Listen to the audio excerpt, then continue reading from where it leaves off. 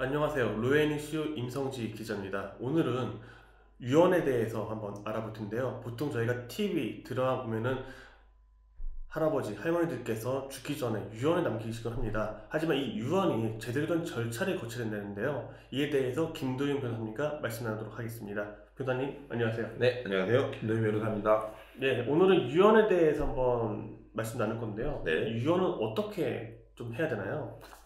유언은 잘 해야 됩니다. 그렇죠. 내용적으로도 잘 하셔야 되고요. 일단 유언을 하는 경우에는 보통 본인의 재산을 사후에 잘 처리하도록 하는 하나의 방법이니까요. 일단 상속인들 간 분쟁이 생기지 않도록 하시는 게 중요하고요. 일단 네. 저희가 보는 절차적인 면에서는 두 가지 요건이 있습니다. 이제 첫 번째로 유언을 할 때 본인의 진정한 자유의사에 기해서 음, 유언을 해야 됩니다. 만약 이제 유언자가 치매에 걸렸거나 혹은 의사 능력이 없거나 아니면 제3자의 사기, 강박, 기타 다른 요소로 인해서 유언을 하게 된다면 그건 유언자의 진정한 의사에 의한 유언이 아니기 때문에 그 유언은 효력이 없고요. 제3자가 만약에 그 제3자가 상속인인데 상속인이 그 유언자를 부모님이나 아니면 피상속인을 이제 사기 강박으로 유언을 하게 했거나 유언을 못하게 했다면 그 사람은 상속 결격 사유가 되기도 하죠. 그렇다면 보통 이제 피상속인이죠. 네, 피상속인들은 망인은 돌아가시는 분을 피상속인이라고 하죠. 들어가는데 그분은 대부분 좀 고령이거나 좀 치매를 앓은 경우가 있지 않겠습니까? 네. 그럴 경우 그 유언은 효력이 어떻게 될까요? 일단 만약에 치매 상태에서 정말 일반적인 의사 능력이 없다면 그 유언은 효력이 없고요. 다만 이제 판례상으로 봤을 때 민사상의 의사 능력과 유언 능력을 100% 동일시하지는 않습니다. 음, 각 구체적인 판례에 따라 다르긴 한데 어느 정도 본인의 의사를 표현할 수 있는 것이 있다면 치매에 걸렸다 하더라도 유언의 효력을 인정할 수 있고요. 이런 부분은 아마 상속인들과 유언 효력 확인 소송 등을 통해서 다툼이 일어나게 되겠죠. 그렇다면 다툼이 일어나기 전에 또 정신이 멀쩡할 때 유언장을 남기는 건 어떨까요? 제일 좋은 방법이죠. 사실 본인의 재산을 본인의 뜻대로 처분한다는 것이 가장 좋고요. 그래서 유언은 유언자가 언제든 자유롭게 할 수 있다고 규정하고 있습니다. 즉, 꼭 나이가 들어서 본인이 이제 돌아가시기 전에 꼭 유언을 하실 필요는 없고요. 평소에도 유언을 하는 약간 습관이라기는 좀 그렇지만 유언을 하는 방식을 통해서 본인의 의사를 표출하는 것도 나쁘지 않을 것 같습니다. 평소에 하는 말이지만 그게 실질적으로 법의 효력을 얻으려면 또 어떤 절차를 밟아야 될까요? 네. 그냥 단순히 나 죽으면은 이 땅 장남한테 주겠다라는 그런 말로는 유언이 성립되는 것은 아니고요. 유언은 엄격한 형식을 갖추어야 됩니다. 네. 우리 민법에서는 5가지 방식을 규정하고 있는데요. 네. 가장 많이 아시는 자필 증서 또는 녹음 또는 공정 증서 또는 비밀 증서 그리고 구수 증서 5가지 방식만 인정하고 있고요. 네. 이러한 방식을 따르지 않는 경우에는 그 유언이 진정한 유언자의 의사에 의하였다 하더라도 인정을 해주지 않습니다. 그 5가지 범주 외적으로는 절대로 효력이 없는 건가요? 네, 이거는 유언의 엄격한 형식성을 갖추고 있기 때문에 그 유언이 만약에 다른 방식이나 아니면 이 형식을 지키지 않았다면 효력이 없다고 판단하고 있습니다. 그럼 어떤 이 5가지 유형 어떻게 좀 절차를 밟아야 될까요? 일단 첫 번째로는 자필 증서에 의한 유언입니다. 자필 증서는 가장 쉽게 하실 수 있는 방법인데요. 이런 종이에다가 본인이 직접 유언 내용을 작성을 하시고요. 성명, 주소, 연, 월일을 기재하시면 됩니다. 그리고 도장을 찍으셔야 되고요. 이런 경우에 이제 말 그대로 자필 증서에 의한 유언이기 때문에 만약에 타인이 그 유언 내용을 작성을 해 주셨거나 혹은 컴퓨터로 타이핑을 했다든가 이런 경우에는 자필 증서로 인정이 되지가 아, 않고요. 그렇습니까? 그 정도로 이제 유언에 대해서 엄격하게 음, 판단을 하는 거고요. 네. 그리고 연, 월, 일을 직접 기재해야 되기 때문에 연, 월만 기재한 경우에도 그 형식을 지키지 않았다고 해서 유언으로서의 효력을 인정하지 않습니다. 음, 그 외에도 이제 주소 같은 경우에도 그 주소를 엄격하게 이제 기재를 하셔야 되는데요.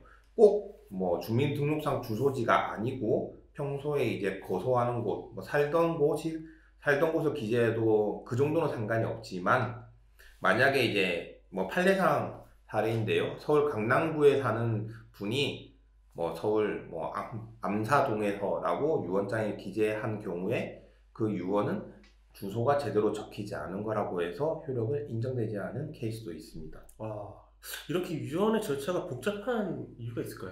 그만큼 이제 만약에 망인이 돌아가신 이후에 보통 유언장이 오픈이 되니까요. 네. 그럴 경우에 그게 진정한 망인의 뜻인지 아닌지 판단을 할 수가 없어서 그런 법적 분쟁을 줄이기 위한 하나의 장치인 거죠. 또 다른 유서의 방법도 있을까요?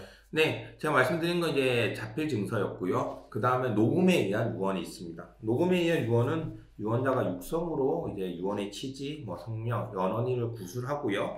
그에 참여한 증인이 그의 확인을 해주는 절차를 거치면 되고요. 그 다음에 이제 많이 쓰는 방식이 공정증서에 의한 유언입니다. 공정증서에 의한 유언은 네, 증인 2명이 참여한 공증인의 면전에서 본인이 유언의 취지를 구수하고 이를 공증인이 필기 낭독한 다음에 유언자와 증인이 그 유언이 확실하다, 맞다는 것을 확인하는 절차를 거치는 건데요. 보통 공정증서에 의한 유언은 이제 공증인이 와서 이게 처리를 해주기 때문에 크게 문제가 되지 않는 경우가 많은데 보통 이제 공정증서에 의한 유언에 같은 경우에 문제가 생긴다면 증인 능력, 그러니까 공증인과 같이 증인을 선 사람들의 증인 능력이 있느냐 없느냐로 약간 문제가 생기는 경우가 있습니다. 뭐 가령 예를 들어서 미성년자나 뭐 유언에 의해서 이익을 받을 자 그리고 그 자의 배우자, 직계 혈족 등은 유언의 증인이 될 수 없습니다. 아, 그렇습니까? 그러니까 뭐 예를 들어서 아버지가 유언을 하는데 아들이 증인으로 들어간다. 아니면 며느리가 증인으로 들어간다. 그러면 증인 결격 사유가 생기는 거고요. 다만 일반적인 친인척은 괜찮습니다. 아, 친인척은 괜찮다. 네, 친인척은 괜찮고요. 네. 그리고 이런 공정증서에 의한 유언이 좋은 점은 뭐 이제 절차적으로도 아무래도 공증인을 통해 하다 보니 간편한 것도 있지만 이제 나중에 이제 망인이 돌아가시고 난 이후에 유언장의 검인 절차를 따로 거치지 않아도 되고요. 네. 그리고 뭐 부동산 같은 경우 소유권 이전 등기를 할 때도 그냥 그 공정증서에 의한 유언장으로도 이것을 집행할 수 있다는 게 뭐 편한 점이죠.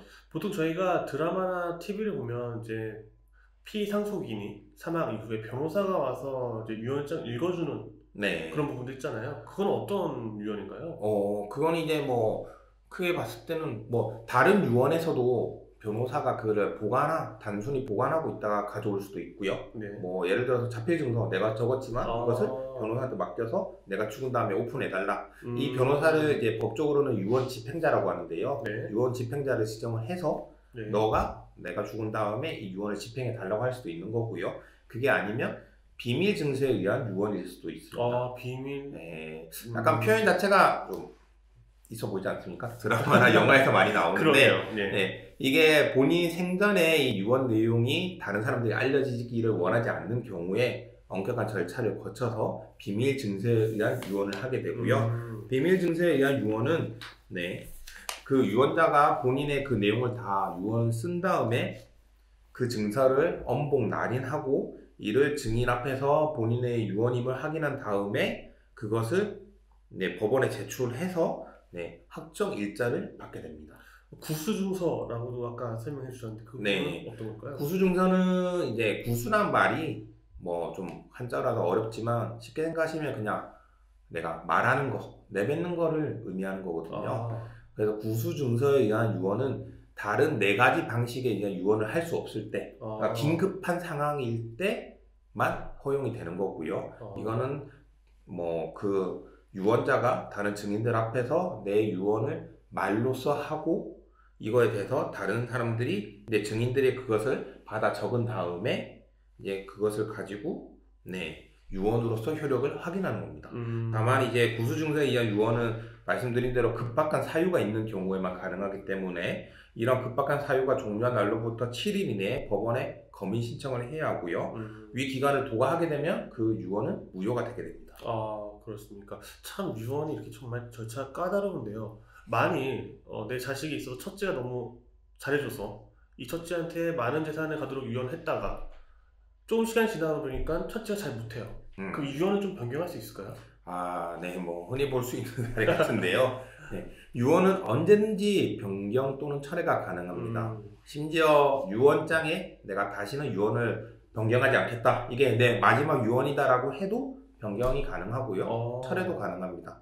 그리고 유언 같은 경우에는 뭐 수차례 유언을 하시는 분들도 계신데 만약에 유언을 10번 한다고 해서 그 10번의 유언이 다 효력이 있는 건 아니고요. 마지막에 한 유언을 기준으로 해서 그것과 앞 내용들이 배치가 된다면 결국 마지막 내용을 중심으로 그 유언의 효력이 있게 되는 겁니다.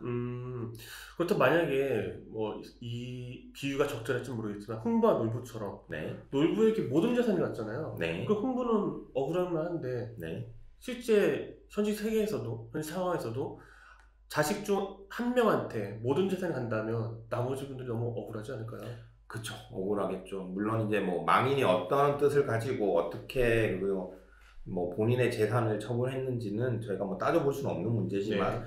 일단 재산을 하나도 받지 못하게 된 상속인들은 당연히 억울할 거고요. 뭐 부모님을 원망할 수도 있을 겁니다. 네. 이런 경우에 이제 우리 법에서는 유류분이라고 해서요. 네, 유류분은 청구를 할 수 있는데 이 유류분이란 게 상속인에게 인정되는 최소한의 몫이라고 네, 생각하시면 되고요. 만약 내가 아무런 재산을 받지 못하고 다른 이제 뭐 가족이나 형제나 이런 분들이 모든 재산을 가져갔다. 그런 경우에 나의 최소한의 몫을 내놔라 하고 청구를 할 음, 수 있는 거죠. 그래서 유류분은 상속분만큼은 안 되고요. 네. 보통 상속분의 2분의 1 또는 3분의 1 정도에 해당이 됩니다. 음, 다만 이 유류분 청구는 이제 기간의 제한이 있어서요. 만약 이제 뭐 유류분 청구를 알게 된 경우에는 네, 그 1년 안에 하셔야 되고요. 유류분 청구를 알게 된 게 아니죠.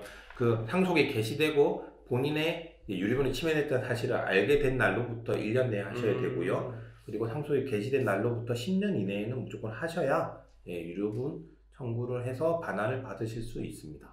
어찌 보면 이 유언 정말 드라마나 영화상에서 볼 때 정말 쉽고 간결하게 끝날 줄 알았는데 정말 법적 절차도 복잡하고 또 그 이후에 유류분까지 많은 또 소송까지 이어질 수 있겠다는 걸 오늘 배웠네요. 네. 예, 로엔스 오늘 여기서 마치도록 하겠습니다.